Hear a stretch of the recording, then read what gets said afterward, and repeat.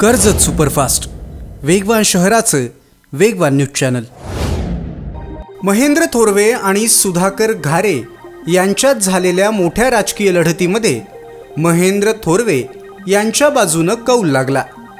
मतमोजणीच्या 20 फेऱ्यांमध्ये थोडेसे पिछाडीवर असणारे महेंद्र थोरवे खोपोली आणि खालापूरमध्ये चांगल्या मताधिक्याने पुढे गेले आणि सर्वांना मागे टाकत 5700 मतांनी त्यांनी विजय मिळवला। खोपोलीमध्ये महेंद्र थोरवे यांनी आखलेली राजकीय खेळी यशस्वी झाली। महेंद्र थोरवे यांनी खोपोली आणि खालापूरमध्ये सुधाकर घारे यांचे अनेक नेते फोडल्याची सुद्धा चर्चा आहे।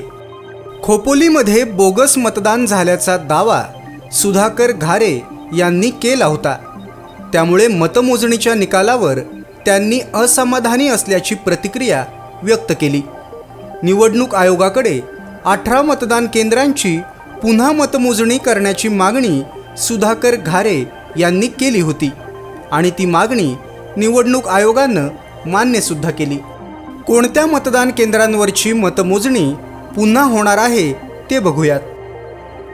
यामध्ये 217 नंबरचं मतदान केंद्र म्हणजे वासरेखोंड्यातलं माणगाव आणि बाकी 17 मतदान केंद्र खोपोलीमधली असणार आहेत।